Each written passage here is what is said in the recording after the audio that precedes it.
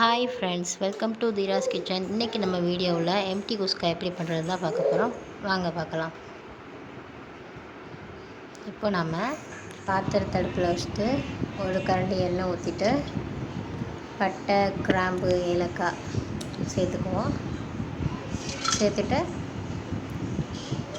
இதுலேயே 3 வெங்காயம் பொடி பொடியாக நறுக்கி வச்சுருக்கேன். அதையும் கலந்து நல்லா வதக்கிடுவோம். நல்லா வதக்கிட்டு இதோட 3 பச்சை மிளகாய் போட்டுக்கிறேன். பச்சை மிளகாவையும் சேர்த்து வெங்காயத்தோடு சேர்த்து வதக்கிட்டு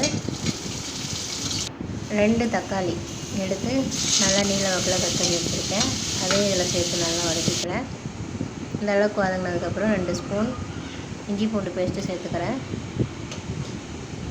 இஞ்சி பூண்டு பேஸ்ட்டு சேர்த்துட்டு நல்லா அந்த எண்ணெய் பிரிஞ்சு வர அளவுக்கு இதே மாதிரி நல்லா வதக்கி விடணும். நல்லா அடிப்பிடிக்காமல் வதக்கி விட்டுறணும். வதக்கி விட்டுட்டு 2 ஸ்பூன் தயிர் எடுத்து வச்சுருக்கேன். அதையும் இதில் சேர்த்துக்கிறேன். இப்போது கரம் மசாலா 1 ஸ்பூன் மிளகாய் பொடி சேர்த்து நல்லா வதக்கி விட்டு நல்லா எண்ணெய் பிரிஞ்சு வந்தோடனையும் 1 கைப்பிடி புதினா கொத்தமல்லியும் சேர்த்து 1 கைப்பிடி அளவு போட்டு இதில் சேர்த்து வதக்கிக்கிறேன். வதக்கிட்டு நான் இப்போது இந்த டம்ளரால் 2 டம்ளர் அரிசி எடுத்து ஊற வச்சு அலசி கழுவி வச்சுருக்கேன். அதுக்கு 6 டம்ளர் தண்ணி சேர்த்துக்கிறேன். நான் 6 டம்ளர் தண்ணி ஆல்ரெடி அளந்து வச்சுட்டேன். அதை இதில் சேர்த்துக்கிறேன்.